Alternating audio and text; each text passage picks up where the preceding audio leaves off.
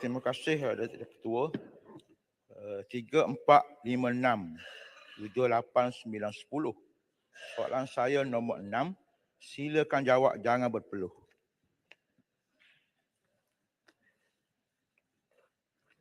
Terima kasih Datuk Tuan Ketua. Terima kasih juga kepada YB Setia. Saya berjawab tak ada perlu pun.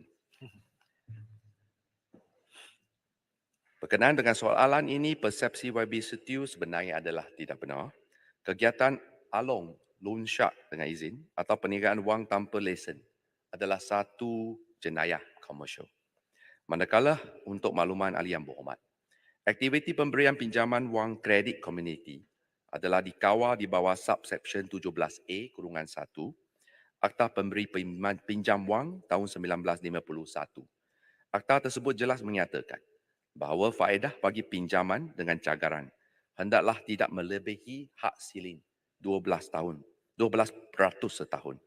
Dan faedah bagi pinjaman tanpa cagaran hendaklah tidak melebihi hak silin 18% tahun. Akta tersebut melalui subsection 17A-2 juga telah menerangkan bahawa faedah tidak boleh pada bila-bila masa dikutip oleh pemegang lesen akan suatu jumlah yang melebihi jumlah pokok yang kena dibayar. Oleh yang demikian, tempoh dan jumlah bayaran semula ansuran perlu mematuhi Akta 400 dan semua peraturan-peraturan pemberi pinjaman, kawalan dan pelesenan tahun 2003. Kadar faedah nominal dan kadar faedah efektif di bawah Akta ini adalah sama dan ia tidak terkesan dengan kadar dasar semalaman ataupun OPR yang ditetapkan oleh Bank Negara Malaysia. Pemberian pinjaman di bawah Akta 400 juga adalah untuk tempoh yang singkat dan charge faedah diambil berdasarkan kepada tempoh pinjaman yang dibuat.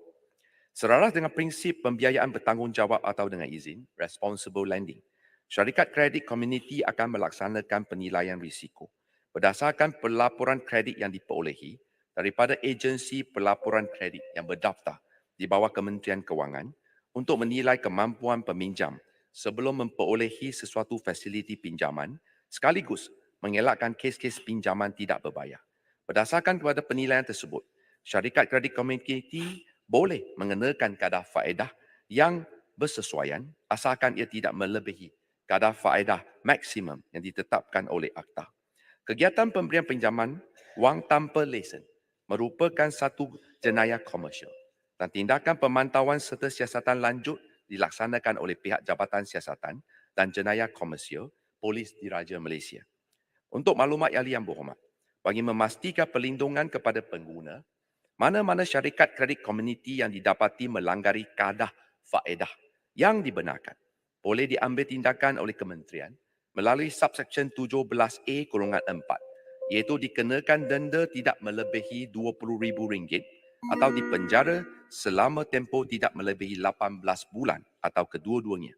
Tambahan pula, Akta 400 telah menyatakan bahawa syarikat kredit komuniti adalah dilarang untuk mengenakan faedah kompaun ke atas peminjam atas mana-mana keingkaran pembayaran melalui Seksyen 17 Akta 400. Sekian, terima kasih. Soalan tambahan yang berhormat Setiu. Terima kasih Menteri.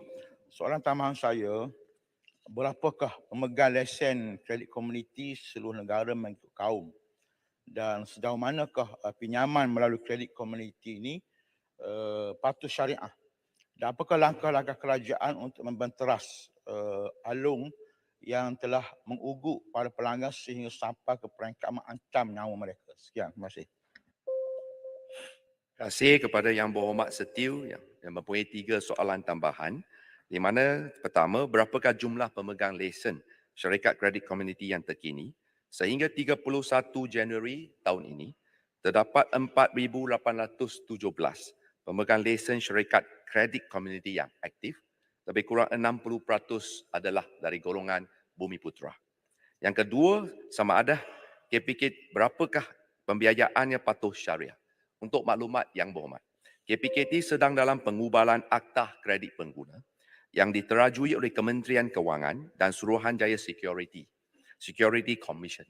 Dan ianya akan mengambil kira peruntukan bagi pembiayaan patuh syariah dan pajak gadai Islam oleh industri bukan pembangkang.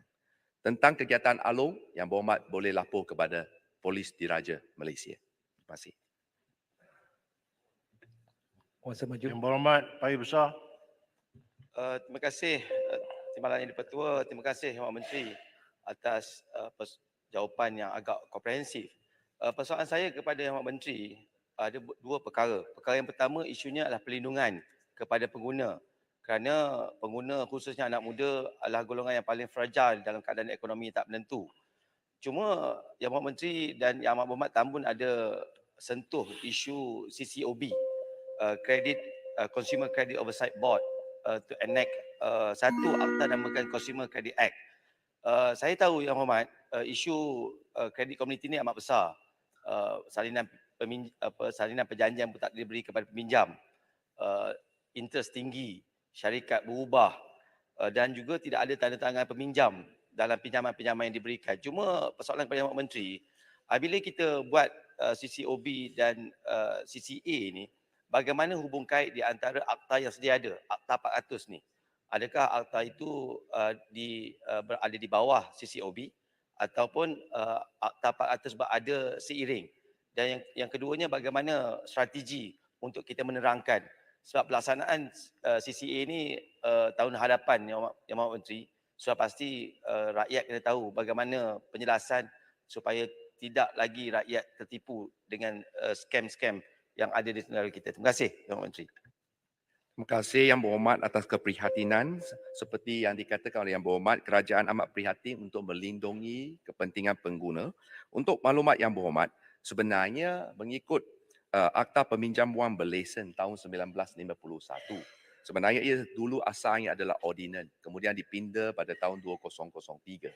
Untuk maklumat Yang Berhormat, seperti yang saya terangkan tadi, siapa-siapa yang langgar kepada peruntukan akta tersebut, dia boleh dikenakan tenda tidak melebihi RM20,000 ataupun penjara 18 bulan. Oleh kerana itu, memang akta memberikan perlindungan. Dan untuk maklumat Dewan Yang Mulia ini, memandangkan ini adalah sejak zaman ordinan peminjam wang berlesen. Sekiranya dibandingkan dengan negara-negara lain, sebenarnya kadar faedah peminjam wang kredit komuniti di Malaysia adalah antara yang paling rendah di rantau ini. Saya bagi contoh, di Hong Kong, jumlah faedahnya adalah 24% hingga 60%. Dari Filipina, no limit, willing borrower, willing lender. Yang ketiga, Singapura, 20%. Malaysia pula 12 sampai 18%. Jika dibanding dengan Australia, jumlah faedah 48%. Jika India, 21%. Oleh kerana itu sebenarnya di Malaysia, faedah kredit komuniti adalah antara yang paling rendah. Dan sebenarnya kerajaan tidak ada cadangan untuk menaikkan faedah peminjam tersebut untuk melindungi hak pengguna dan menjaga kepentingan perniagaan yang berlesen ini. Sekian, terima kasih. Soalan yang ketujuh, Tuan